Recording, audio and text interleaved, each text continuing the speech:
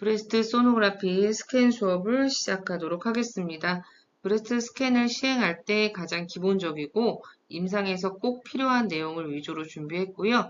수업 내용은 임상에서 뿐만 아니라 ARDMS 시험을 준비하시는 선생님들께도 적용이 되니까 온라인 수업을 듣고 암기해 두시면 되겠습니다. 우선 순서는 브레스트의 발달 과정과 그에 따른 컨제니탈 어노말리에 대해서 공부할 거고요.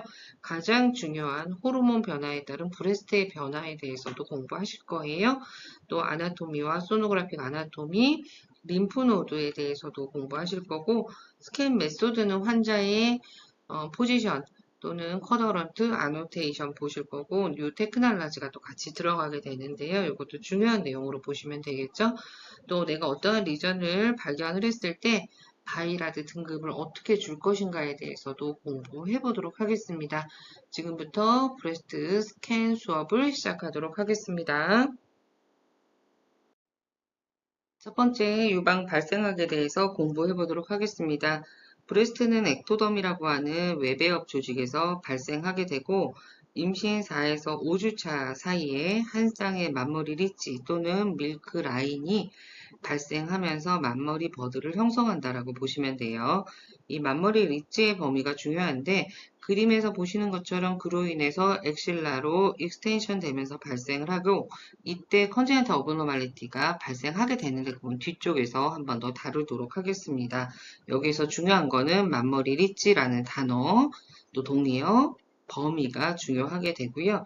7에서 12주차 사이에 이 버드의 브랜치는 만머리 로브로 발달을 하게 되고 첫 번째 프라이머리 브레스트는 임신 3기, 즉 7개월 차 정도에 플라센타 호르몬, 태반의 호르몬이 유입이 되면서 복잡한 유관을 형성하게 된다라고 보시면 되겠습니다. 이때 영향을 주는 호르몬은 프로게스테론, 에스트로겐, 프로락틴이 있고 뒤쪽에서 호르몬에 대해서 조금 더 공부해 보도록 하겠습니다. 다음은 브레스트와 관련된 호르몬에 대해서 공부해 보도록 하겠습니다. 총 4가지로 분류를 했고 이 4가지 모두는 매우 중요하니까 반드시 완벽하게 암기해 두시고요. 우선은 오바리에서 분비되는 호르몬, 뇌하수체에서 분비되는 호르몬으로 분류를 해주시고 오바리에서 분비되는 호르몬은 에스트로겐과 프로게스테론이 있다라고 보시면 돼요. 두 가지는 브레스트를 성장시키는 호르몬이고요. 에스트로겐은 팩과 버스큘라, 커넥티브 티슈를 성장을 시키고 프로게스테론은 브레스트의 가장 작은 펑셔널 유니트 TDLU를 성장시키는 역할을 한다라고 보시면 돼요. 피추어리 글랜드 뇌하수체에서 분비되는 호르몬은 프로락틴과 옥시토신으로 나눌 수가 있는데 두 개는 분만과 관련된 호르몬으로 보시면 돼요. 프로락틴은 가장 중요한 게 밀크를 분비하는 호르몬으로 보시면 되겠고요. 옥시토신은 분만 후에 자궁과 덕트를 수축시키는 역할을 한다라고 보시면 되겠습니다. 다음은 브레스트 발생 과정에서 생길 수 있는 컨제니탈 어노말리에 대해서 공부해 보도록 하겠습니다. 시험에 많이 출제가 되니까 단어 잘 정리하셔서 암기해 두시고요. 우선 앞쪽에 A가 붙으면 없다라는 뜻이고 폴리가 붙게 되면 정상적으로 있어야 될 개수보다 많다라는 뜻으로 보시면 돼요. 셀리아는 유두를 뜻하게 되고 어스텔리아는 무유두증, 말 그대로 니플과 알레올라가 발생하지 않았지만 브레스트 티슈는 정상적으로 있는 경우에 해당이 되고 마스티아는 브레스트 티슈, 니플, 알레올라 전체가 다 발생하는데 실패한 경우를 얘기를 하고 있습니다. 단어가 비슷한데요. 어마지아는 한쪽이나 양쪽에 브레스트 티슈가 없지만 니플과 알레올라는 정상적으로 있는 경우를 뜻하게 되고요. 선천적으로 보여질 수도 있지만 브레스트 캔서로 인해서 수술적으로 제거하거나 방사선 치료의 결과로 발생할 수 있다라고 보시면 되겠습니다. 다음은 정상적인 조직보다 더 많은 경우를 공부해 보도록 하겠습니다. 폴리셀리아는 다유두증 또는 부유두증이라고 부르고 있고요. 동의어 암기하셔야 되는데 아세사리나 슈퍼눈메러리라는 단어도 쓰고 있어요. 자, 아세사리 니플 가장 흔하게 생겨지는 컨지넨탈 어노말리 이건 반드시 암기하셔야 되고요.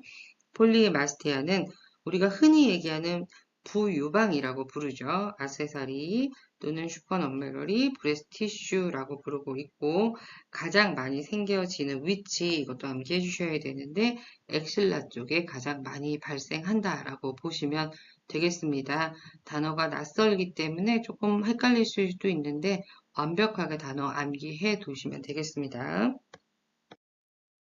다음은 출생 후 유방 발달에 대해서 공부해 보도록 하겠습니다.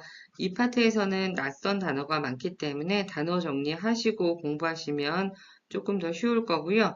출생 후 수일간은 아직까지는 체내에 마터널 호르몬, 엄마의 호르몬인 에스트로겐이 남아있기 때문에 신생아의 70% 정도에서는 브레스트가 크게 관찰된다라고 보시면 돼요.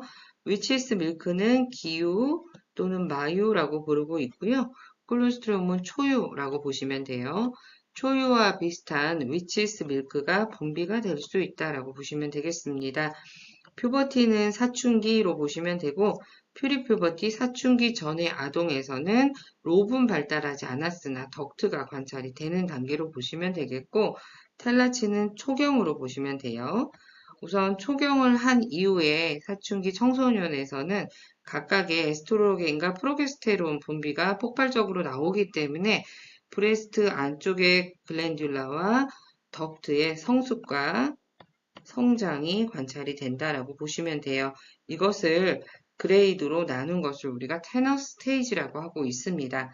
다음에 임신하기 전의 여성에서는 알베올리, 요거 똑같은 동의어인데 아신이라고 하는 브레스트의 가장 작은 단위가 매우 작고 솔리드하게 관찰이 된다라고 보시면 되겠습니다. 여기에서는 낯선 단어 반드시 잘 암기해 두시고요. 다음은 브레스트가 가장 큰 변화를 겪게 되는 임신기, 수유기, 폐경기에 대해서 공부해 보도록 하겠습니다. 임신을 하고 있는 동안에는 알베올리, 아시니가 커지게 되고 드라마티컬하게 많은 수로 빠르게 증식한다라고 보시면 돼요. 이때 에스트로겐과 프로게스테론 레벨이 높게 생산이 되기 때문에 근본적으로 밀크의 생산을 억제한다라고 보시면 되겠고요. 수유하고 있는 동안에는 프로락틴 레벨, 프로락틴은 밀크를 생산을 촉진하게 해주는 호르몬이었는데 프로락틴 레벨이 높게 유지가 되기 때문에 분만 후 2, 3일 후부터는 밀크가 생산이 된다라고 보시면 되겠습니다. 메노포즈는 폐경기고요. 브레스트 조직의 퇴행적인 변화를 겪게 되는 시기인데 이때는 에스트로겐의 분비가 급격하게 저하가 되면서 브레스트의 각각의 롭이 퇴행이 되고 그 자리는 모두 팻이 대체하게 된다라고 보시면 되겠습니다. 아래 그림에서 보시는 것처럼 사춘기 전, 사춘기, 성인 여성, 임신기 여성에서처럼 각각의 호르몬에 따라서 변화를 겪게 되는 과정이 있죠. 우선은 롭이 발달하게 도와주는 호르몬 에스트로겐과 프로게스테론이 있겠고요. 수유기에서는 프로락틴이 분비가 되면서 밀크의 생성을 도와준다라고 보시면 되겠습니다.